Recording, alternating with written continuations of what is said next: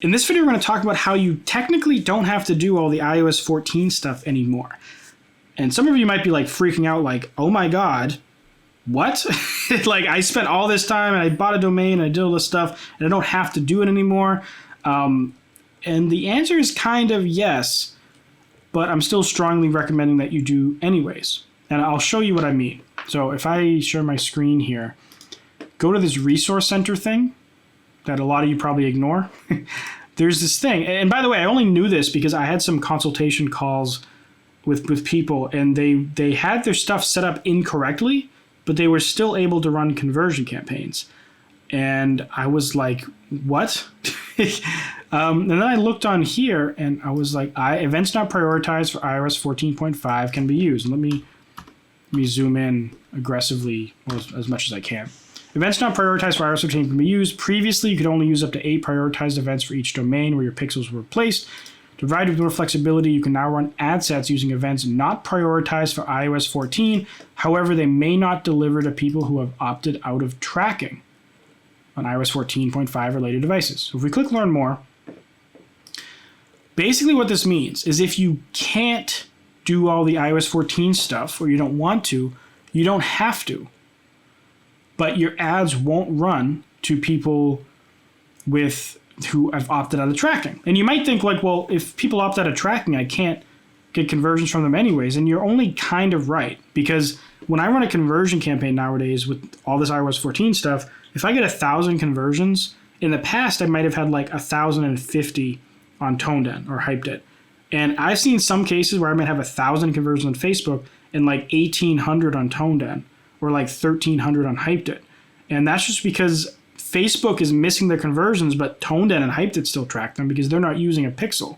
They're just tracking how many times people click that button from and some other data probably, but how many times people click that button. And if you can't run ads to those people, you don't get that whole extra people. Even though they're not tracked in Facebook, there's still people who are listening to my music. So if you don't do all this iOS 14 stuff, you miss out on all of that, which can be relatively large. The other side of it is that Facebook uses statistical modeling. And if I go back here, go to campaigns, and this is really small, I apologize.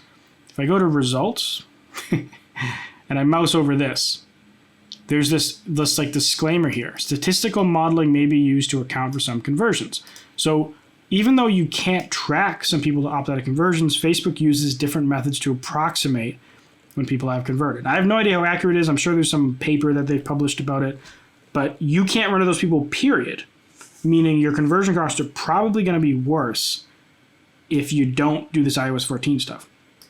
So basically, recommendation is just do it anyways. But there are some benefits to them doing this. I mean, one, it's nice that like some random kid who barely has enough money to run ads anymore, their website stuff freaks them out. You know, they can get into this a little bit easier, even if the results are worse. It's a way to kind of ease into it instead of like, okay, you want to run ads? Go buy a domain, verify the domain, buy a landing page service or get a free one, hook up your subdomain, do all this DNS website stuff, and then make a business manager. You have a business manager account, and you have to do all this jazz. Like it's a lot. It really is a lot. And so even though I say like if this person I just described is watching this thinking like I was getting into this, I would strongly recommend you still go through all the iOS 14 stuff despite how awful it can be. I would guess the conversion costs are going to be worse on that after looking into this. But this means that like some of you could use hyperfollow again because you can't set up a custom domain in that. And other services as well that you might not have been able to use anymore, you might be able to use.